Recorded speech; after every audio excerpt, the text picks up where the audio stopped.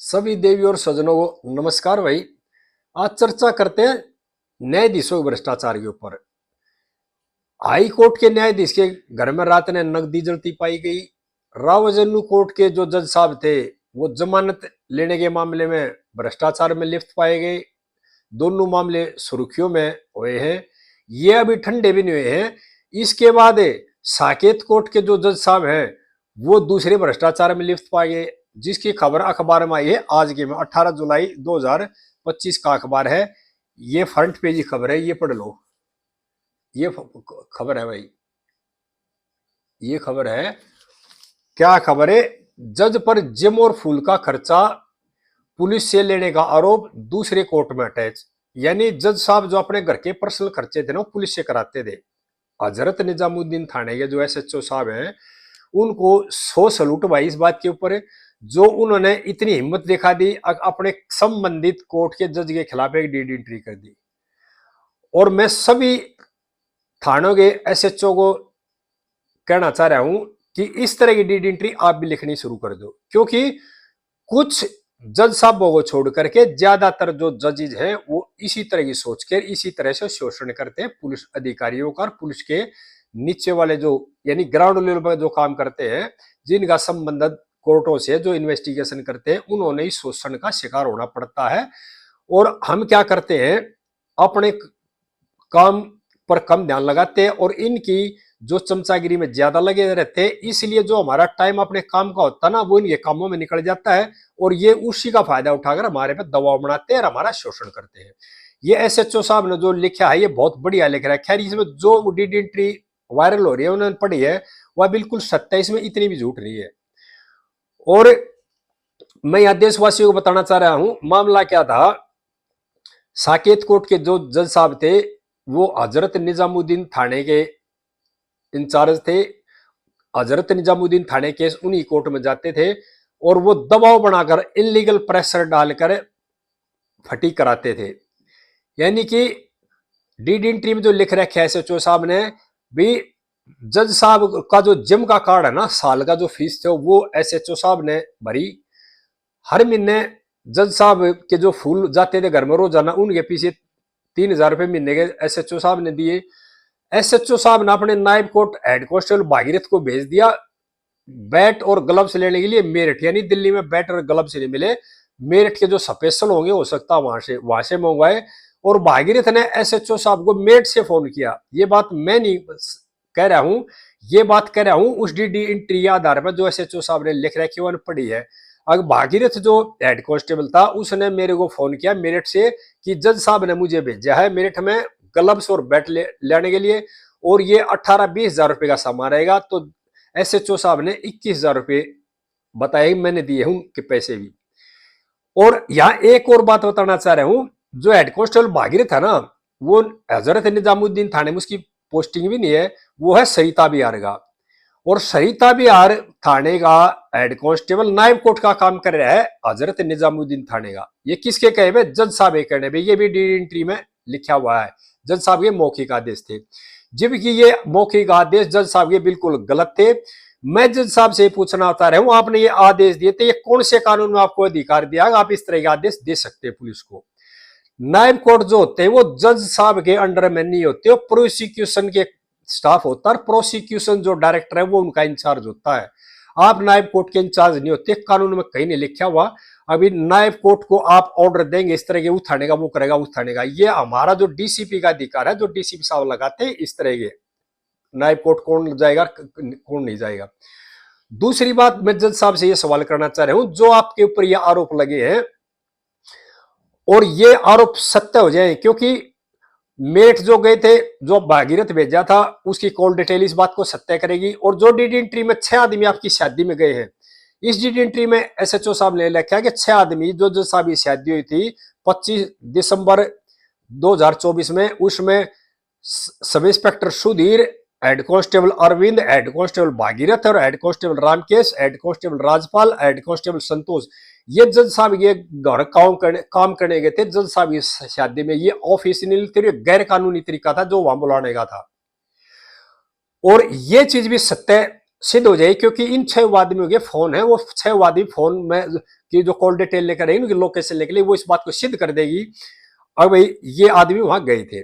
और जो ये भागीरथ हेड कांस्टेबल है, ये कड़ी है। इस तरह के जो लोग होते हैं ना, जो पुलिस डिपार्टमेंट में इस तरह के जो लोग होते हैं, वो शोषण करते हैं अपने स्टाफ का। और इन लोगों से सतर्क रहने की जरूरत है दिल्ली पुलिस के और कर्मचारियों। क्यों ये आपके नहीं हो सकते, ये होते हैं उन्हीं लोगों के जो भ्रष्ट जज होते हैं ना, उनके साथ उनके कहने पे काम करते हैं और आप लोगों को करते हैं शोषण। इस तरह का शोषण मैंने भी पुलिस कैरियर में झेला है और इसलिए मैं ये बात कह रहा हूं। एसएचओ साहब ने और जो चीज लिखी है, अगर डीसीपी साहब से अभी एसएचओ साहब ने लिखा है कि जज साहब ने ये मुझे झाड़ मारी कि डीसीपी साहब से चार्जशीट फॉरवर्ड क्यों नहीं करा गई।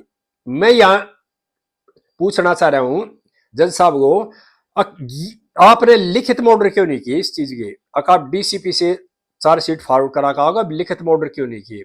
अगर आपने लिखित मॉर्डर नहीं किया, आपने मौखिक आदेश दिया, तो ये भी आपने कानून का उल्लंघन किया है, यानी कानून का आपने पालन नहीं किया। और ये भी पूछना चाह रहे हूं सीआरपीसी के किस कानून में, यानी कि हमारे किस कानून में ये प्रोविजन है कि वो जो चार्जशीट हो डीसीपी से फॉरवर्ड होकर आएगी। दूसरी बात, एसएचओ साहब ने लिखा भी चिट्ठे की जो ई चिट्ठे की कॉपी भी एसएचओ साहब ने मंगाई।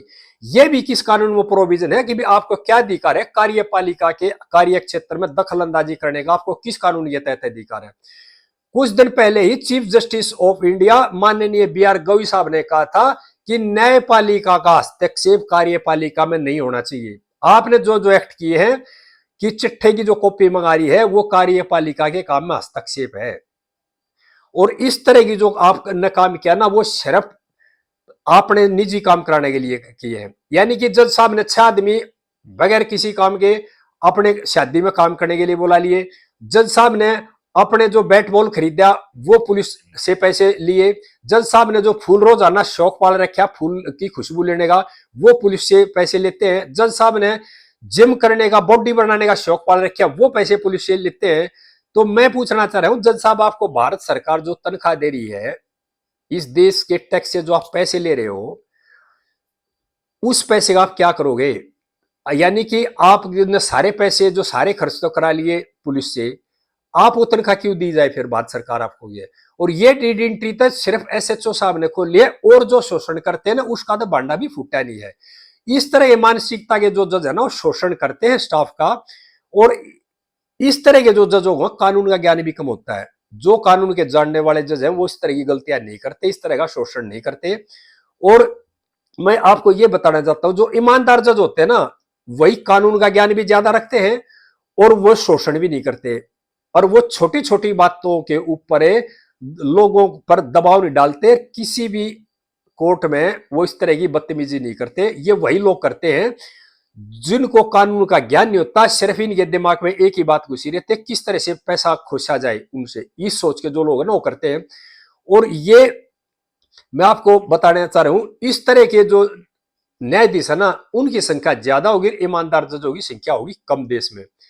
सभी पुलिस अधिकारियों से, पुलिस पर्सनलों से मेरी प्रार्थना है, अब है ना समय आ गया है अपना काम सही से करने का। अपने काम को सही से करो, कानून के तहत काम करो। गलत काम के जो आदेश है, जो असंवैधानिक आदेश है, उनको मत मानो, उनको स्पष्ट मना कर दो।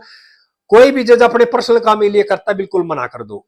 ये हमारा काम नहीं, हम बने हैं सरकारी नौकरी करने के लिए। सरकार के जो संवैधानिक काम है ना, वो करने के लिए बने हैं और संवैधानिक आदेश मानने के लिए हम भर्ती हुए हैं। हम जजों के गलत काम करने के लिए नहीं, उनके पर्सनल काम करने के लिए। उनके पर्सनल नौकर नहीं, हम नौकर हैं भारत सरकार के। हमारी जवाबदेही है संविधान के प्रति, हमारी जवाबदेही कानून के प्रति, हमारी जवाबदेही देश की जनता के प्रति। हमारी जवाबदेही किसी भ्रष्ट जज के प्रति नहीं है। हमारी जवाबदेही है देश में शांति व्यवस्था कायम करने की। हमारी जवाबदेही है अपराधों की पे कंट्रोल करने की और शांति व्यवस्था कायम करने की। यानी भ्रष्ट लोगों का पेट भरने की हमारी जिम्मेदारी नहीं है। और ये लोग उन्हीं को डराते हैं जो इनसे डरते हैं। अगर आप अपने काम को ठीक करोगे और आप सही जवाब दोगे तो इनकी हिम्मत नहीं होगी अब इस तरह से गलत व्यवहार करने की या इस तरह की बातें करने की। ये नौबत जब भी आई, अब हमने इनकी माननी, अगर हम फर्स्ट स्टेज पे पहले उसे मना करते हैं सर सॉरी मैं नहीं कर सकता इस काम को, और तो इनकी हिम्मत ज्यादा नहीं बढ़ती।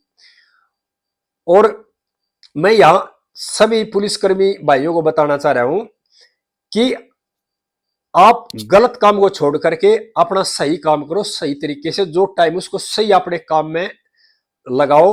और ये जो कटसी वाले काम है ना, और इनकी जो चमचागिरी वाले काम है, इनको छोड़ दो। और यहां मैं डीसीपी साहब से मेरे आवेदन है, जो नायब कोर्ट था जो मेरिट गया वो गलत गया, उसके खिलाफ भी विभागीय जांच होनी चाहिए और उसको पनिशमेंट मिलनी चाहिए। और इस तरह के जो नायब कोर्ट है ना उनकी छटनी करनी चाहिए। जो इस तरह के नायब कोर्ट है ना जो पुलिस विभाग का खाते हैं और चमचागिरी करते हैं जज साहब होंगी, इस तरह के जो नायब कोर्ट है उनको भी पिन पॉइंट करना चाहिए।